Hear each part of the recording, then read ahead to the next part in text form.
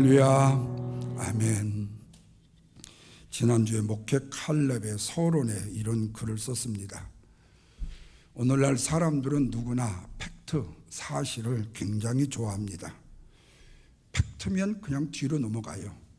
그것은 팩트를 진실, tru라고 믿기 때문에 그렇습니다.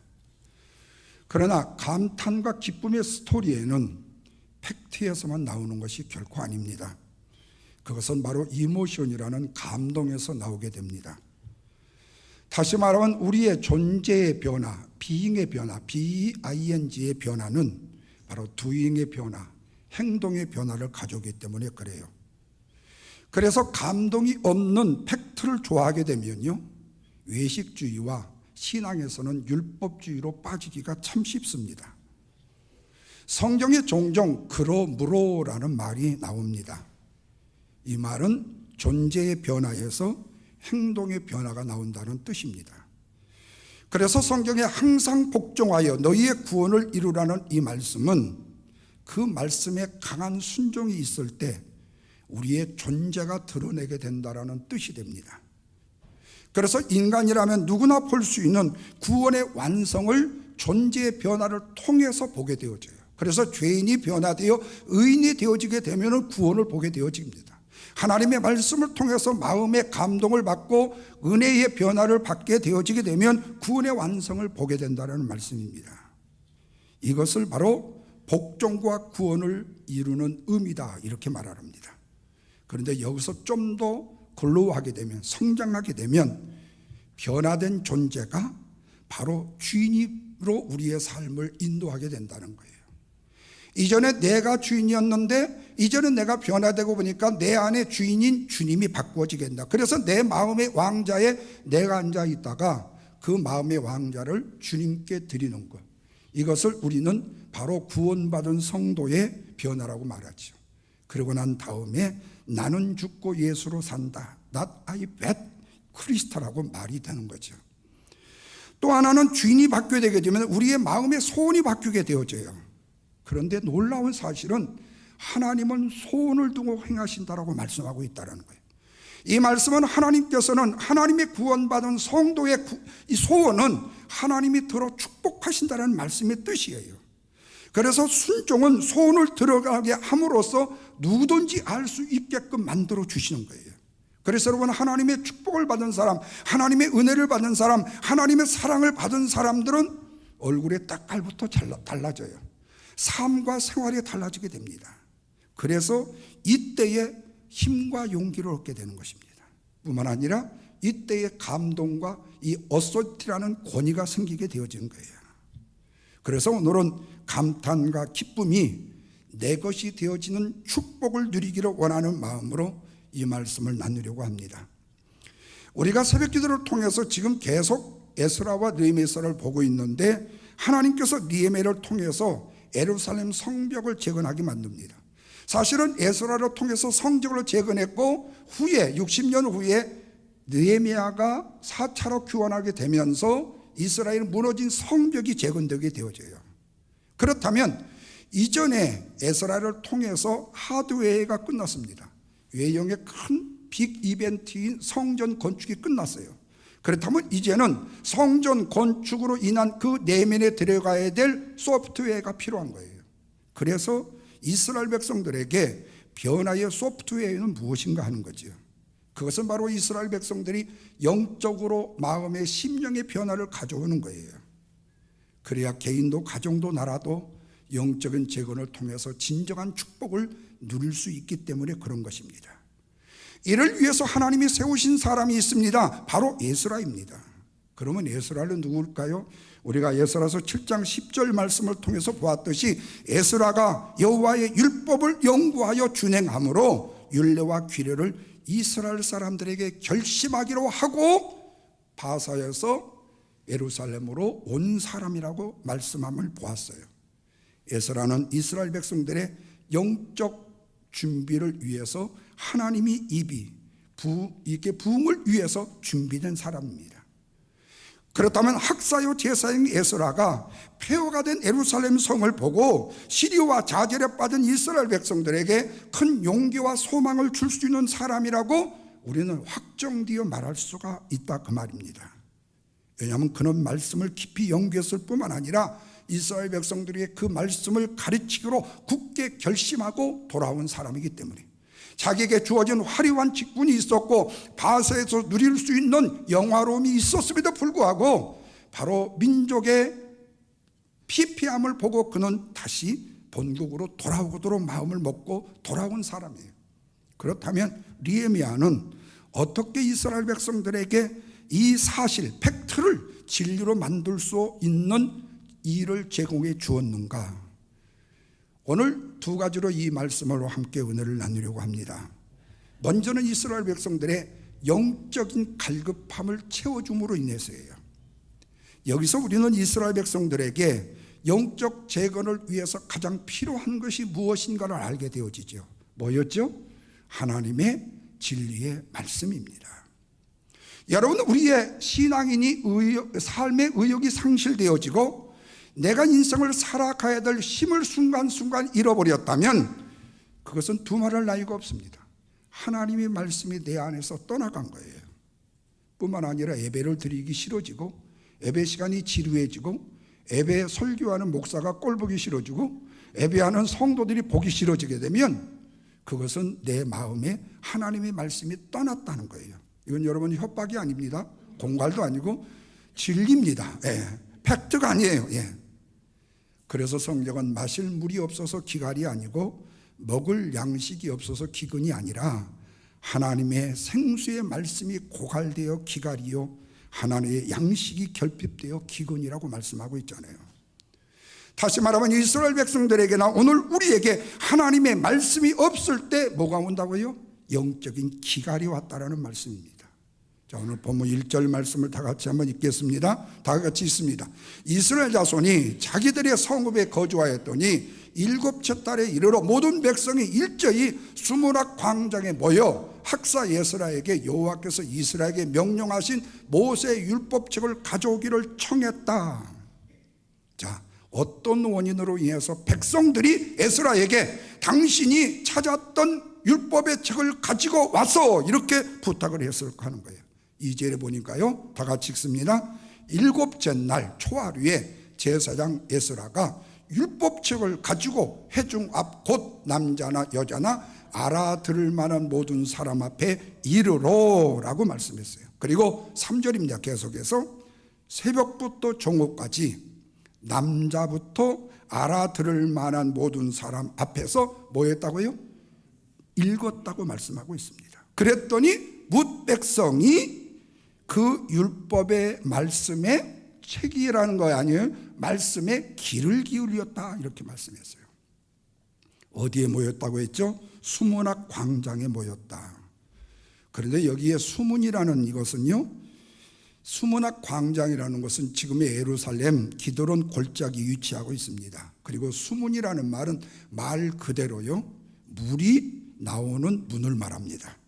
그래서 수문의 일찍이 히스기야가 외적의 침입을 받을 경우를 대비해 가지고 성 밖에 있는 물을 지하를 파가지고요 성 안으로 끌어들인 것이에요.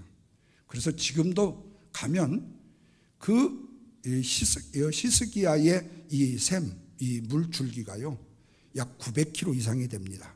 그래서 기드론 골짜기에 가면 히스기야 터널이라는 이름이 붙여진 바로 터널, 이 수로가 나와요.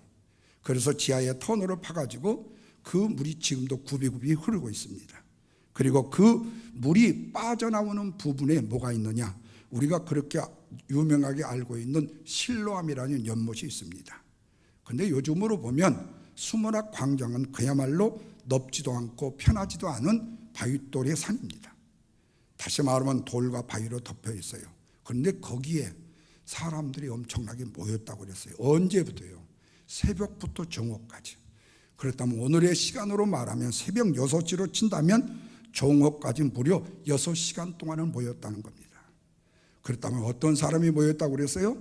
남자, 여자, 알아들을 만한 모든 사람이 모였다라면 성숙한 어린아이도 모였을 거라 그 말이에요. 철이든 아이들도 모였을 거라는 거예요. 남자들만 모인 게 아니고 여자들도 모였고 아이들도 모였다는 말씀입니다. 알아들을 만한, 말을 알아들을 만한 사람이면 다 모였다. 왜 모였다고 했습니까? 영적인 갈급함 때문에. 또 하나 여기서 중요한 말이 모여서 그들이 뭐를 기울였다? 귀를 기울였다. 여기 귀를 기울였다는 말은 원래 히브리 말로요, 헤루트라는 말입니다. 이 말을 다른 말로 말하면 나무에 정교하게 조각하는 것을 뜻합니다. 그런데 이것이 출애굽기 32장 16절에 말씀이 나와요. 그 판은 하나님이 만드신 것이요, 글자는 하나님께서 쓰셔서 판에 새긴 것이었더라. 그러므로 하나님께서 십계명을 돌에 새겼다라는 이 말씀을 하실 때 여기에 새긴다라는 이 말이 귀를 기울인다라는 헤루트라는 말로 쓰여집니다. 다시 말하면 조각가가 글자를 새기는 것처럼 하나님의 말씀을 어디에다가요? 우리의 마음판에 새겨줬다는 거예요. 이렇게 하나님의 말씀을 내 마음판에 새기고 받아들일 때 아주 빅 이벤트, 위대한 역사가 일어난다는 사실입니다. 여러분, 그렇습니다. 신앙의 유인들의 변화가요, 자기의 지식이나 생각이나 경험이나 재능 때문에 변화된 것이 아니라, 자기의 감정이나 자기의 욕망으로 변화된 것이 아니라 모두가 다 하나님의 말씀으로 변화됐던 거예요. 그렇다면 수문학 광장에서 하나님의 말씀에 대한 반응은 어땠어요? 6절 보십시오. 다 같이 읽습니다. 에스라가 위대하신 여호와의 말씀을 송축하매 모든 백성이 손을 들고 아멘 아멘 하고 응답하고 몸을 굽혀서 얼굴을 땅에 대고 여호와께 경배를 드렸다. 얼마나 엄청나고 놀라운 광경입니까? 먼저 하나님의 말씀을 읽었던 에스라가 위대하신 하나님을 송축한다고 했어요. 그러자 모든 백성들이 손을 들고 아멘 아멘으로 응답을 했다고 그래요. 그러자 어떤 사람들은 땅에 얼굴을 대고 경배하기 시작했다. 여러분, 이것이 뭐죠? 바로 우리가 말하는 신령과 진정의 예배인 것입니다. 그래서 여러분, 예배는 오직 하나님을 기쁘시게 하는 거예요. 찬양을 부르며 예배를 부리면서 내 감정에 뭔가 변화만을 이끄는 것이 아니라 내가 눈물을 흘리고 내가 박수를 치면서 내가 그로 인하여 내 마음의 감정만 변하는 것이 아니라 하나님을 기쁘시게 하는 거예요. 그리고 찬송은 하나님을 향해서 내 기쁨을 표현하는 거예요. 오, 내 기쁨. 나는 그래서 우리 아까 신 목사님 얘기했잖아요. 나는 그러면 우리 피로 집사 총각이었을 때 쌍둥이 둘이 나와서 이거 하던 거 지금도 동영상을 보면 너무 재밌어요. 근데 그 조회수가 상당합니다. 예. 좀 있으면 유튜브에서 돈이 나올지도 몰라요. 아마 10만 분이 넘어가면. 예. 그래서 부지런히 한번 보세요. 예. 그러자 어떤 사람들은 얼굴을 땅에 대고 경배하기 시작했다. 이것이 여러분 하나님이 기쁘시게 하는 신령과 진정의 예배다. 그래서 하나님을 향해서 기쁨을 표현하는 것이 찬송이고 하나님을 기쁘시게 하는 것이 예배예요. 이것이 바로 하나님의 능력이 우리한테 나한테 임하는 역사인 것입니다. 뿐만 아니라 하나님의 기쁨을 내 마음에 누릴 수 있는 지름길이 뭐냐? 바로 하나님의 말씀을 기쁘게 하고 그리고 하나님을 찬양하는 것. 그래서 찬송하며 기뻐하라고 말씀하는 거죠. 그러면 그 말씀이 내 마음속에 생명으로 들어오게 되는 거예요. 내 마음에 영적인 부흥이 일어나게 되는 것입니다. 마른 뼈같이 형체만 남아서 죽은 것 같은 우리의 마음이 새롭게 살아나는 역사를 경험하게 돼요. 이 일이 오늘 본문 5절 말씀에 뭐라고 말했죠? 에스라가 모든 백성 위에 서서 그들 목전에 책을 펴니 책을 펼 때에 모든 백성이 일어서니라. 여러분 생각해 보십시오. 책을 펴는데 백성들이 와 하면서 일어났다는 거예요. 그렇다면 이미 그 수문학 광장에 성령의 역사는 임하고 있다는 거예요. 여러분, 우리가 이전에 한국에서 기도원에 40일 금식 기도로 일주일 기도하러 뭐 이렇게 올라가요. 그런데 여러분, 우리는 그 기도를 딱 마쳐야만 응답이 되는 줄로 아는데요, 이미 내가 마음을 먹고 사탄의 방해 공작에도 불구하고 기도원에 들어서는 것만도 이미 하나님의 응답이 있다는 사실을 기억해야 돼요. 여러분, 우리가 새벽 시간 영광의 다름질에 함께 예배에 동참하여 이 예배에 집중하고 마음의 말씀을 함께 갖겠다라는 그 열심을 가질 때 이미 하나님은 우리의 마음의 소원을 들어주시고 응답해 주셨다라는 말씀이에요. 왜? 이미 내가 마음에 작정하고 있을 때 하나님의 말씀은 생명으로 내 마음속에 들어오게 된 거예요. 이렇듯이 사실은요, 말씀이 진리가 되어 우리에게 축복이 되기 위해서는 다른 사람과 그 말씀을 함께 경험하고 나누는 거예요. 다시 말하면 진리의 말씀은 함께 공유할 수 있어야 된다 그 말이에요. 여러분, 수문학 광장에 만약에 한 몇 사람만 모였더라면 이런 기적이 일어났을까요? 아니에요. 수많은 사람들이 모여서, 말씀을 알아들을 만한 사람들이 모여서 함께 그 말씀의 기쁨을 공유하게 되니까 역사가 일어나게 되는 거예요. 그렇다면 그것이 모두 나의 기쁨이 된다는 겁니다. 바라기는 사랑하는 성도 여러분, 말씀과 기쁨을 공유함으로 인하여서 저와 여러분의 영적인 갈증이 해결될 수 있기를 주님의 이름으로 축원합니다. 두 번째로는요, 눈물로 인한 변화가 시작이 되었다는 겁니다. 자, 이렇게 드리는 예배가요, 어떤 축복을 가져오는가 한번 보십시다. 8절과 9절입니다. 다 같이 한번 읽습니다. 하나님의 율법책을 낭독하고 그 뜻을 해석하여 백성에게 그 낭독하는 것을 다 깨닫게 하니, 9절이죠. 백성이 율법의 말씀을 듣고 어떻게 했어요? 다 울었다고 했어요. 총독 느헤미야와 제사장 겸 학사 겸 에스라와 백성들을 가르치는 네 사람과 모든 백성에게 이르기를, 오늘은 너희 하나님 여호와의 성일이 슬퍼하지 말고 울지 말라 하고까지 우는 사람들을 다독거렸다고 말씀하고 있어요. 백성들이 여호와의 율법의 말씀을 듣고 다 울었다. 여러분, 진정한 예배는 우리를 변화시킵니다. 그 변화의 징조가 뭔 줄 아세요? 바로 눈물이에요. 여러분, 눈물에는 여러 종류가 있어요. 악어의 눈물도 있고 천사의 눈물도 있고 하얀 거짓말의 눈물도 있어요. 그런데 다 믿을 수 없는 것이 눈물이라고 할 수 있지만, 말씀에 감동되어져 흐르는 통회의 눈물, 말씀의 변화를 통해서 내 죄악을 내어놓고 회개한 눈물, 이 눈물은 정말로 가치 있는 눈물인 것을 믿으시면 아멘 하시길 바랍니다. 여러분, 독실한 크리스찬 의사인 이병욱 장로님이 쓰신 책 중에요, 울어야 산다라는 책이 있습니다. 이 책에 보면요, 이분이 암 전문가거든요. 그런데 많은 환자를 이 장로님이 치료를 하면서요, 한 가지 굉장히 중요한 특징을 봤다는 거예요. 그건 뭐냐면 겁나게 많이 우는 사람들이 살더라는 거예요. 병 걸렸다고 우는 사람이 살더라는 거예요. 이분의 지론에 의하면 이렇습니다. 사람의 병은 대개 울지 않아서 생긴 병이라고 합니다. 그분의 지론이에요.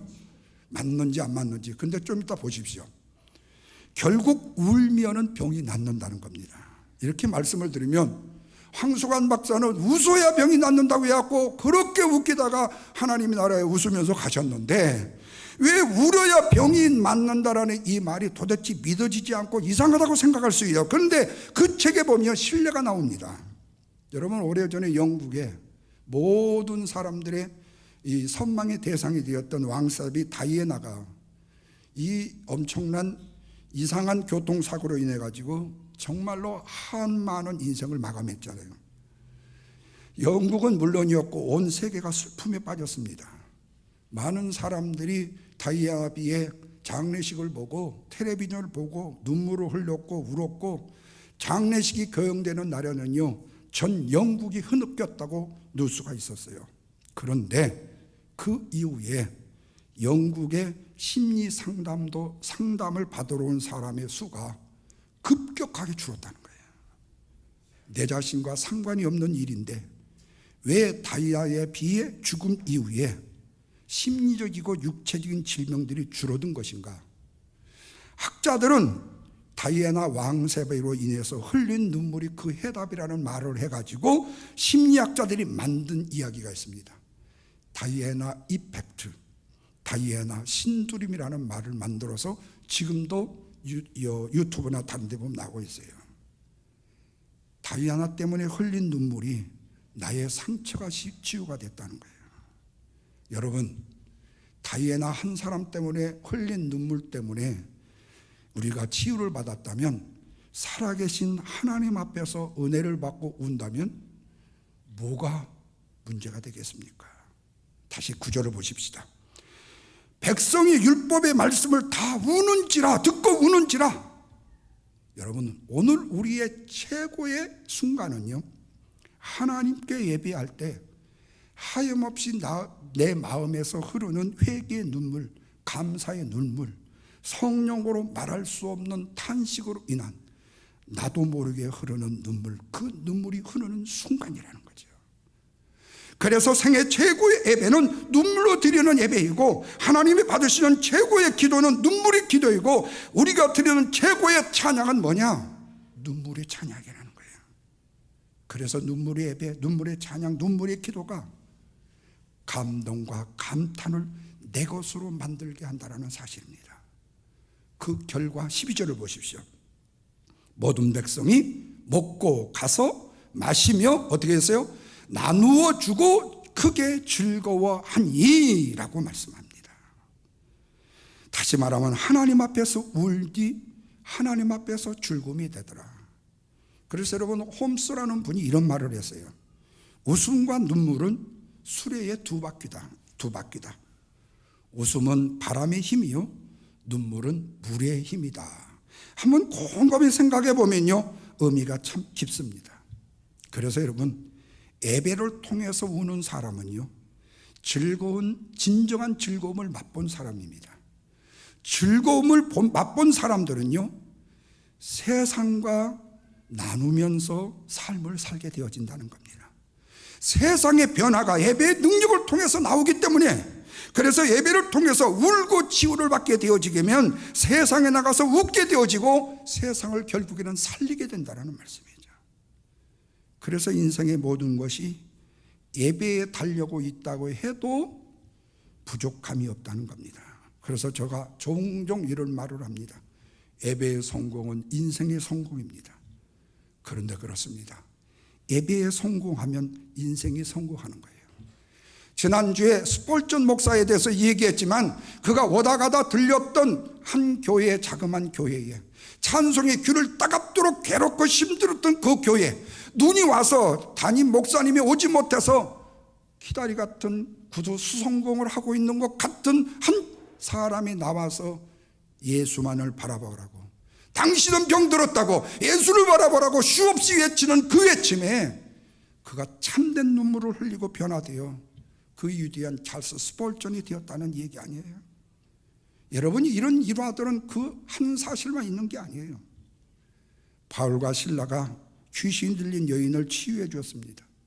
그 죄목 때문에 자기들의 수입이 줄었다고 해가지고 고발을 해서 빌립보 감옥에 갇히게 됐어요. 심한 매를 맞았어요. 힘들었다면 지쳐가지고 주여 날 잡아잡습시오 하고 자빠져 있어야 될 거예요. 죄송해요, 표현이 그래서. 원래 점다는 사람인데. 그래도 그들은 기도하고 찬양했다고 그랬어요. 현재 내 상황이 어떻게 된 것이라를 이해하려고 생각하지 않았어요. 이 상황을 어떻게 해석해야 되냐, 도대체 이게 무슨 일이냐, 내가 옳은 일을 하고 우리가 옳은 일을 하고 저 귀신들을 내쫓아서 자유를 찾게 해줬다면 우리는 하나님 앞에 상을 받아야 되는데 이게 무슨 지경이냐라고 해석한 것이 아니에요. 그냥 기도하고 찬송했어요. 그랬더니 진동하면서 옥문이 열린 거예요. 결국에 간수와 그 가족이 영접하게 되고 예수를 믿게 되었어요. 여기서 기적의 역사가 어떻게 일어났다고 했습니까? 그저 감탄하고 감동하여 찬양할 때 이해가 안 되었던 것들이 이해가 되는 것으로 풀리게 되어지더라는 거예요. 그래서 오늘 목회 칼렙은 다음 주에 설교의 일이기 때문에 너무 복잡한 일 하려고 애쓰지 마라. 가만히 있어도 풀린다. 그래서 주님은 그래요. 찬양하라 내 영혼아, 기뻐하라 내 영혼아, 모든 것들아 다 주를 찬양하고 기뻐하라고 해요. 내 속에 있는 것들아 다 찬양하라. 예배하고 기도하고 찬양하면 나에게 직면한 모든 상황이 이해가 될 것이고 기쁨이 넘치게 될 것이다. 그러면 흐르는 감동의 눈물로 인하여 모든 것이 변화되는 역사가 일어난다. 이것이 바로 믿는 자들이 가장 이지한 쉬운 길이라는 말씀입니다. 그래서 인생을 너무 복잡하게 어렵게 살지 말라는 거예요. 할 수만 있다면 조그만하고 그냥 지나칠 만한 작은 일에도 감탄하고 감동하며 살으라는 거예요. 여러분, 한국에서 손님들이 오시면 우리 마운틴 레인이요, 베이커, 그리고 강과 산을 이렇게 구경을 시켜주잖아요. 그런데 보고요, 시군둥이면서 아이고, 이런 산은 제가요, 저 알프스에 가니까요, 그 산이 보다도 더 크더라고요.